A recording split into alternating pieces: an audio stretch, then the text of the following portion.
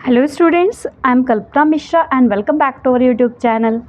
Students, आज के इस वीडियो में हम डिस्कस करने वाले हैं class 9 science chapter number 7 motion का इन टेक्स्ट का लास्ट न्यूमेरिकल ये। ठीक है, तो चलिए वीडियो को शुरू करते हैं। तो सबसे पहले बेटा, जैसे कि मैंने आपको बताया कि सबसे पहले आपको अच्छे से स्टेटमेंट समझनी है, उसमें क्या हमें गिवन है, क्या हमें निकालना है, ये हमें पता लगना चाहिए। तो उसके कारण हम अब अपने क्वेश्चन का सोल्यूशन बहुत इजीली कर सकते हैं। ठीक है, तो सबसे पहले क्वेश्चन आपका दिया बेटा, a stone is thrown in a vertically upward. एक स्टोन है, ठीक है, पत्थर है, उसको हमने वर्टिकली अपवर्ड मीन्स ऊपर की तरफ फेंका है उसको, ठीक है, ऊपर की तरफ डायरेक्शन में। तो उसकी वेलोसिटी जो है 5 मीटर पर सेकेंड है।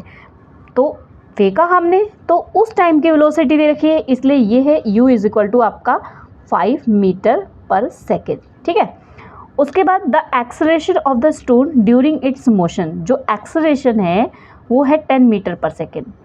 तो यहाँ पर मैं एक्सेलरेशन बचे ये -10 मीटर पर सेकेंड स्क्वायर लूँगी। क्यों लूँगी?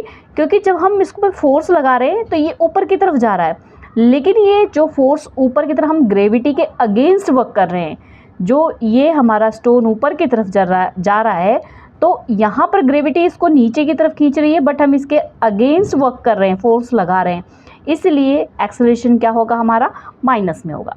ठीक है, समझ आ गई बात? ठीक है, अब उसके बाद आपको पूछा हुआ है what will the height attend by the stone, मतलब जो हाइट है कितनी अटेंड की स्टोन ने।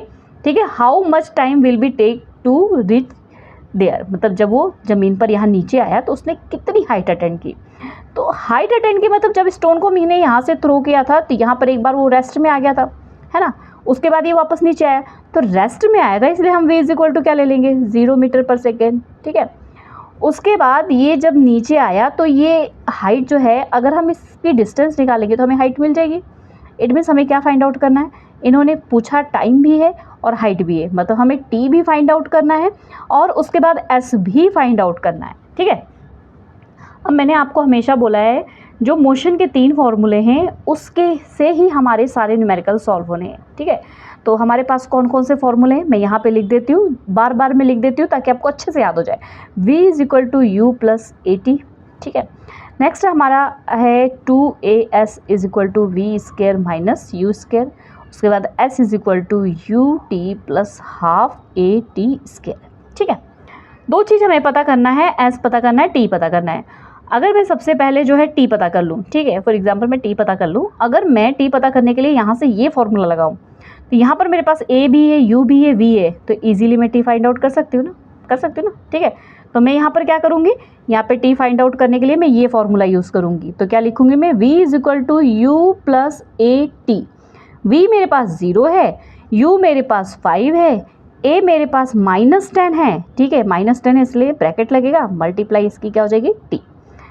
अब इज इक्वल टू ये प्लस का 5 है, इसलिए यहाँ आके आपका क्या हो गया माइनस का 5, और यहाँ पर क्या आपके पास -10t, माइनस से माइनस कैंसिल हो गया, तो t इज इक्वल टू आपका कितना आ जाएगा, t इज इक्वल टू आपका 5/10 आ जाएगा। ठीक है, ये 10 जो है यहाँ जाएगा डिवाइड में हो जाएगा ना, ये मल्टीप्लाई में, तो यहाँ जाके क्या हो जाएगा डिवाइड हो जाएगा। ठीक है, तो अब इसको डिवाइड कर दो, तो यहाँ पे सिंपल ही है कि एक 0 है तो हम क्या लगा देंगे 0.5 सेकेंड। तो ये तो हो गया हमारा टाइम, लेकिन हमें क्या निकालनी है, डिस्टेंस निकालनी है। तो अब डिस्टेंस में देखो बच्चे, अगर मैं ये फॉर्मूला लगाती हूँ, अगर मैं पहले ये देखती हूँ तो यहाँ पर मेरे पास a भी है, v भी है, u भी है, निकल जाएगा। ये मैं लगाती हूँ, मेरे पास अब t भी है, a भी है, बट यहाँ पे बहुत सारी कैलकुलेशन हो जाएगी।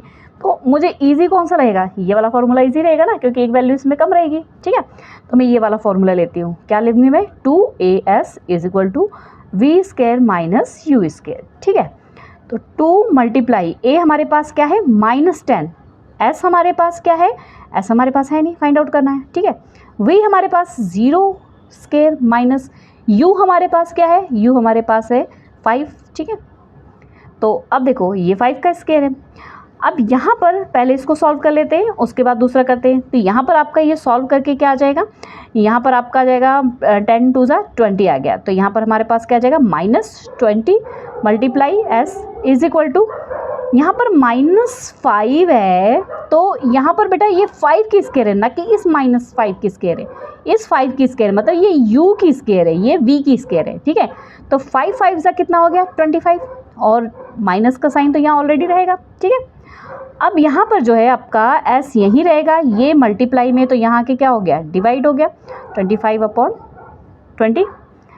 यहाँ पे भी माइनस है, माइनस से माइनस हम क्या कर देते, कैंसिल।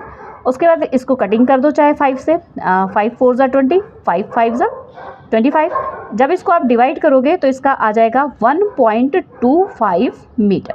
तो हमारे पास t कितना आ गया था, t आ गया हमारे पास 0.5 सेकेंड एंड s आ गया हमारे पास 1.25 मीटर। तो ये हो गया हमारा आंसर, ठीक है।